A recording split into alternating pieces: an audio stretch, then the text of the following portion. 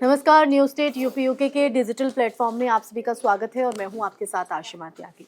संभल हिंसा का आज 7वां दिन है और हालांकि हालात जो है संभल में सामान्य बताए जा रहे हैं, जिसके बाद इंटरनेट सेवा को बहाल कर दिया है। लेकिन देखिए, सियासत इसमें कहीं ना कहीं गरमाते हुए नजर आ रही है, क्योंकि इससे पहले अगर हम बात करें तो समाजवादी पार्टी की तरफ से डेलीगेशन जो है वो भेजने की बात कही गई थी, लेकिन आज एक बार फिर से ये ऐलान हुआ कि समाजवादी पार्टी का जो 15 सदस्य डेलीगेशन है वो वहां पर पहुंचेगा। जिसके बाद हमने देखा कि जो माता प्रसाद पांडे नेता प्रतिपक्ष हैं, उनके घर के बाहर जो है पुलिस फोर्स यहाँ पर तैनात की गई है। वहीं दूसरी तरफ श्यामलाल पाल हैं, उनको नजरबंद कर दिया गया है, ऐसा समाजवादी पार्टी की तरफ से दावा किया गया है।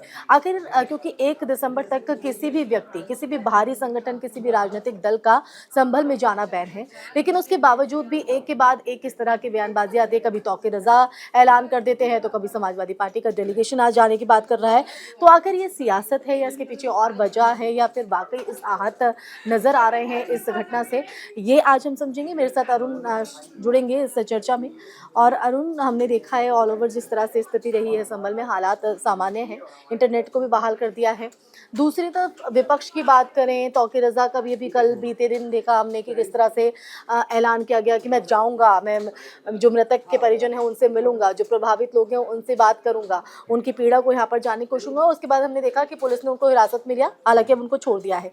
अब समाजवादी पार्टी की तरफ से फिर एक डेलीगेशन की बात यहाँ पर सामने आई कि 15 सदस्य डेलीगेशन आज वहां पर पहुंचेगा। उससे पहले ही पुलिस प्रशासन जो है क्या कहते हैं, उनके घर पहुंचता है, रोकने की कोशिश की जाती है। समाजवादी पार्टी का तो ये भी कहना है कि नजरबंद कर दिया गया है, जिसमें श्यामलाल पाल का भी नाम सामने आ रहा है। तो देखिए, इस समय में ये चाहे तो जो हिंसा वाली जगह है वहाँ पर फिलहाल तो हमें स्थिति जो है सामान्य दिख रही है, लेकिन बहुत ही संवेदनशील है अभी भी पूरा मुद्दा ये। मतलब और आग पूरी तरीके बिल्कुल से छोटी बुझी सी नहीं। चिंगारी जो है इस पूरे मामले को फिर से भड़का सकती है, तो बिल्कुल एहतियात बरतने बहुत ज़रूरी है। जिस तरह से हमने देखा था कि सुप्रीम कोर्ट की ओर से भी खास तौर पर ये निर्देश दिया गया कि नहीं, अभी सर्वे की रिपोर्ट जो है वो सार्वजनिक नहीं की जाएगी। तो वहीं फिलहाल जो है पूरे संभल में धारा 144 जो खासतौर पर जो इलाका जहाँ पर हिंसा भड़की वहाँ पर लागू है, और ये भी है कि बाहरी लोग जो है वहाँ पर नहीं जा सकते। अब सवाल उठता है कि जो सपा के नेता हैं, वो जो डेलीगेशन है 15 सदस्यों का डेलीगेशन, जिसमें प्रमुख नेता जो नेता प्रतिपक्ष पक्ष हैं माता प्रसाद पांडे, वो जो है उसके हेड हैं, और वो जाने उन्हीं की के फिलहाल नेतृत्व में बिल्कुल जाएगा। कोशिश कर रहे हैं वहां पे जाने की। और एहतियात के तौर पर पुलिस ने वहां पर उनके घर के बाहर जितने भी डेलीगेशन है उनके घर के बाहर पर भारी पुलिस तैनात है। अब वो दावा कर रहे हैं कि उन्हें लगातार फोन आ रहे हैं कि आप संभल ना आए, और चाहे अधिकारियों प्रशासन का की फोन तरफ है से। या प्रशासन है, तो लगातार फोन आ रहे हैं। तो मुझे लगता है कि ये चिंता बिल्कुल अगर कोई डेलीगेशन जाना चाहता है तो उस डेलीगेशन को उस इलाके की संवेदनशीलता को भी समझना मुझे लगता है कि जरूरी है इस समय पर। खास तौर पर आप सपा के नेता हैं, और सपा के नेता जो है वहां पर आरोपी है, मुख्य आरोपी जो सांसद हैं जियाउर जियाउर रहमान बाग। बर्क, वो जो है उस पूरे मामले में मुख्य आरोपी हैं। उन पर उनके खिलाफ एफआईआर दर्ज है, और ऐसा नहीं कि उनके जो पिता है और देखिए, वो आरोपी नहीं, नंबर 1 आरोपी उनको बनाया बिल्कुल, गया है। और उनके पिता हैं वो भी वहां पर हमने देखा था कि किस नमाज तरह अता से करने गए थे। नमाज अदा करने गए थे। तो ऐसा नहीं है कि वहां पर सपा नेताओं की मौजूदगी नहीं है, हम्म।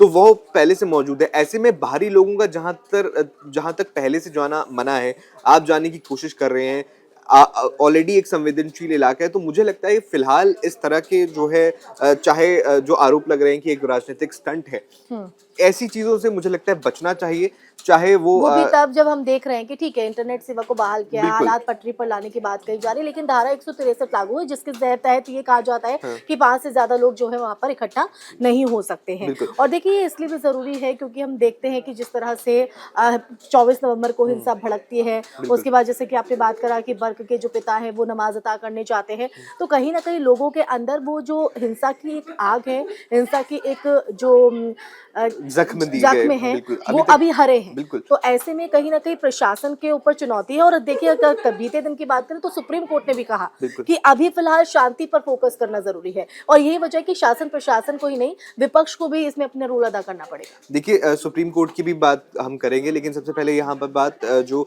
मौजूदा स्थिति है उस पर करनी बहुत ज़रूरी हो जाती है।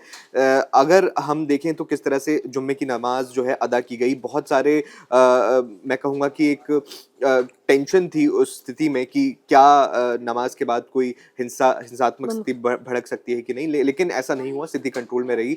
प्रशासन की बात करें तो शुरुआत में मैंने पहले भी पॉइंट आउट किया है कि मुझे लगता है कि शुरुआत में प्रशासन से कहीं ना कहीं लापरवाही बरती गई, जिस वजह से ये हिंसा की घटना सामने आई। चाहे वो सुनियोजित हिंसा थी, चाहे वो बाय एक्सीडेंट थी, लेकिन खेला हवाले हुए। प्रशासन अपनी जिम्मेदारी से नहीं बच सकता है। लेकिन फिलहाल अब कमेंडेबल काम ये है कि प्रशासन ने लगातार जो है स्थिति को सामान्य करने के लिए काम किया है और उसका असर भी देखने को मिल रहा है। ऐसी स्थिति में अगर आपके जाने से वो जख्म फिर से हरे हो सकते हैं या स्थिति बिगड़ने का चांस हो सकता है, तो आप ऐसा चांस नहीं देना चाहेंगे। और चाहे वो पॉलिटिकल मोटिव हो, चाहे वो आप लोगों से सच में कनेक्ट हैं या कनेक्ट करना फिर चाह रहे हैं, आपके नेता वहां पर पहले से हैं। इस ये जरूरी नहीं है कि आप फिलहाल अभी जो हाल ही में शांति बहाली जो है शुरू हुई है, तो आप वहां पर जाएं और फिर से इस तरह बिल्कुल। की घटना हो जाए, और तो 1 कौन दिसंबर के जिम्मेदार बाद भी होगा? आप जा सकते हैं, उसमें बिल्कुल, पीड़ा ऐसा तो कोई, है, हाँ। लेकिन अगर हम बात करें क्योंकि अखिलेश यादव जैसे कि आपने बात की कि क्या कहते हैं वहाँ पर स्थिति इस तरह की है,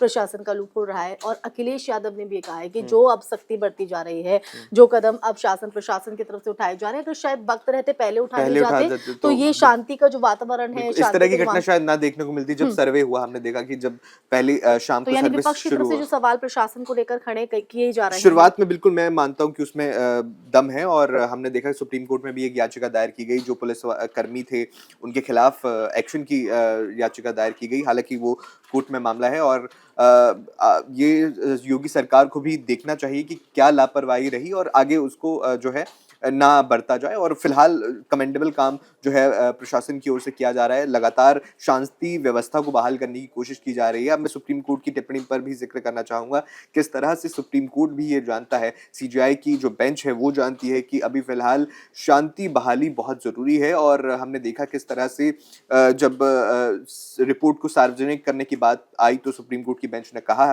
साफ निर्देश दिए कि फिलहाल कोई जो रिपोर्ट है, जो सर्वे की रिपोर्ट है, उसे सार्वजनिक नहीं किया जाएगा। देखिए, बहुत मुश्किल से शांति बहाली जो स्थितियां हैं वो सामान्य हो रही हैं और उनमें कोई अड़चन ना आए, ये बहुत जरूरी था। इसी के साथ साथ ट्रायल कोर्ट को भी ये आदेश दिया गया कि आप 8 जनवरी तक कोई फैसला ना लेंगे इस पूरे मामले में। बिल्कुल, तो बहुत मुझे लगता है कि चाहे वो जुडिशरी है, चाहे वो एग्जीक्यूटिव है, प्रशासन है, उनकी तरफ से ये एक कलेक्टिव मेजर होना चाहिए। विपक्ष को भी मुझे लगता है इसमें साथ देना चाहिए। अगर ऐसी जो आशंकाएं जताई जा रही हैं उनके जाने से वहां पर थोड़ी सा बिल्कुल माइनर चांस भी है कि जो है इस तरह की घटना फिर से हो सकती है, तो मुझे लगता है फिलहाल इस चीज से परहेज करना चाहिए। बिल्कुल, आप उन पीड़ितों से मिलने जाना चाहते हैं, लेकिन उसका भी वक्त है। आप मिल सकते हैं, आपके जो मौजूदा ग्राउंड पर नेता है, आप उनसे बातचीत कीजिए, उन्हें भेजिए वहां पर। जो मुख्य आरोपी है, चाहे वो जियार रहमान की बात करूं मैं, या दूसरे जो आरोपी हैं, अगर वो भी देखिए, हमने देखा कि बर्क किस तरह से लगातार बयानबाजी कर रहे हैं। वो तो सीधा प्रशासन पर ही वो ठीकरा कहने फोड़ की रहे हैं। जो है माहौल बिगाड़ने की कोशिश की जा रही है। बिल्कुल, तो आपकी ग्राउंड पे पहले से ही नेता हैं, तो आप उन्हें आपको भेजिए, जान कनेक्ट जी। कीजिए। बिल्कुल, आप फिलहाल मुझे लगता नहीं है कि बाहर से डेलीगेशन भेजा जाना चाहिए। प्रशासन को इंडीड हेल्प करनी चाहिए और बिल्कुल विपक्ष का काम है सवाल उठाना और सवाल उठाने चाहिए। जिस तरह से हमने देखा जो शुरुआती शायद खामियां कुछ रही हों, उन पर सवाल उठाना चाहिए। चाहे वो पुलिस की कार्रवाई हो, उन पर सवाल उठाया जाना चाहिए। क्या ये सुनियोजित हिंसा थी, इस पर भी जो जांच है पूरी तरह से होनी चाहिए। ये एक कलेक्टिव मेजर होना चाहिए, ना कि आप ब्लेम गेम खेलें, आप एक दूसरे पर आरोप लगाएं। तो एक कलेक्टिव मेजर मुझे लगता है कि ये हिंसा को ना सिर्फ ये जो घटना है इसको कंटेन करने में हेल्पफुल रहेगा, बल्कि जो आगे इस तरह के कोई सर्वे होते हैं या कोई भी ऐसी घटना होती है जहां पर सांप्रदायिक हिंसा की कोई गुंजाइश होती है, तो उन मामलों में भी ये जो स्टेप्स है तो चाहे आगे वो सत्ता नजीर पक्ष हो बनेंगे। या बिल्कुल, विपक्ष है या बिल्कुल। प्रशासन है, हर किसी को अपनी भूमिका यहाँ पर निभानी होगी और आम जन की भी कहीं ना कहीं भूमिका इसमें काफी अहम हो जाती है, जो कि हमने बीते दिन देखा। जुमे की नमाज के दिन भी जिस तरह से शांति मार्च किया गया, लोगों से अपील की गई, तो लोगों ने भी सहयोग यहाँ पर किया और अपनी बिल्कुल। अपनी जगह पर रहकर नमाज वो अदा करते नजर आए। और हमने देखा कि शाही जामा मस्जिद के बाहर भी जो वॉलंटियर्स लगाए गए थे, वो भी बखूबी अपना काम करते नजर आए, जिसका परिणाम हमने देखा कि आज इंटरनेट बहाल जो है बिल्कुल। वो वहां पर कर दी गई है। लेकिन ठीक है, विपक्ष की अगर हम बात करें, हमने देखा तौकीर रज़ा ने भी जिस तरह से ऐलान किया, तो कहीं न कहीं वो पीड़ा की बात कर रहे हैं, वो बात कर रहे हैं कि जिस तरह से माहौल क्या खराब किया गया, हम बात करना चाहते हैं उन लोगों से कि आखिर उस दिन हुआ क्या था। लेकिन ये पीड़ा तो हो सकती है और ये पीड़ा शायद 1 दिसंबर के बाद भी दिखाई जा सकती है या समझी जा सकती है बजाय, तो ऐसे में सत्ता पक्ष की तरफ से इसे सियासत चमकाने की कोशिश कही जा रही है कि कहीं न कहीं अपनी सियासत को चमकाने की कोशिश हो रही है। विपक्ष की बात करें तो विपक्ष सरकार पर ये ठीकरा फूट रहा है कि सरकार डर गई है और यही वजह है कि प्रतिबंध लगाए जा रहे हैं। इन आरोपों को किस तरह देखें और क्या वाकई इस तरह के मामलों में सियासत होनी चाहिए? देखिए, इस तरह की घटना पे सियासत मैं तो नहीं कहूँगा कि सियासत अच्छी बात है। इस तरह के जो संवेदनशील मुद्दे होते हैं, जहाँ पर एक बयान, एक कोई भी बयान एक चिंगारी देने का काम कर सकता है इस आग को, तो बिल्कुल बयानबाज़ी में आपको बचकर चलना चाहिए। इसमें इस पूरे जो जब बयानबाज़ी शुरू हो जाती है या फिर जब इस तरह की घटना होती है, तो उसके बाद जो पुलिस जाँच है, वो एक बहुत महत्वपूर्ण जो है पक्ष रह जाता है। तो पुलिस जाँच में देखिए, आप डेलीगेशन भेजने की बात कर रहे हैं कि डेलीगेशन उनसे बात करेगा, तो मुझे लगता है कि कहीं न कहीं पुलिस पर भी कहीं न कहीं ये भरोसा जताना चाहिए और पुलिस को भी और अपनी वो भी तब ज़िम्मेदारी। जब पुलिस अपना काम बेहतर तरीके से कर रही होगी। ठीक है, शुरुआत में आपने कहा कि लूपहोल रहे होंगे, हाँ। लेकिन अब तो बेहतर तरीके लेकिन से। पुलिस को भी ये इंश्योर करना, या जो जांच टीम है उन्हें भी ये इंश्योर करना चाहिए, करना ये बहुत ज़रूरी हो जाता है कि वो सभी पक्षों की बात सुने। देखिए, अगर आप किसी एक पक्ष की बात सुनेंगे और सभी पक्षों की बात नहीं सुनेंगे, तो बिल्कुल मतभेद रहते हैं और ये मतभेद देखिए, कहीं न कहीं लेकिन अगर हम इसी तरह से। प्रशासन की बात करें तो अरुण, कहीं न कहीं वो विपक्ष के भी संपर्क में हैं और उनकी तरफ से ये अपील की जा रही है कि अभी फिलहाल आप ना आएँ। 1 दिसंबर के बाद जब प्रतिबंध हटेगा तो आप ज़रूर वहाँ पर पहुँचे बिल्कुल। और जो आप बात करना चाहते हैं प्रभावितों से, वहाँ के माहौल को जानना चाहते हैं कि क्या किस तरह से चीज़ें हो रही हैं, वो आप वहाँ जाकर समझ सकते हैं। लेकिन अभी फिलहाल प्रतिबंध है, नियम कायदे हर किसी के लिए सेम हैं और उसको मानना और अपनाना बेहद ज़रूरी है, फिलहाल संभल की स्थिति को देखते हुए। इसी के साथ चर्चा में यहीं विराम लगाएंगे, फिर हाजिर होंगे एक नए विषय के साथ। नमस्कार। न्यूज नेशन अब व्हाट्सएप पर खबरों की ताजा अपडेट के लिए न्यूज नेशन के इस क्यूआर कोड को स्कैन करें।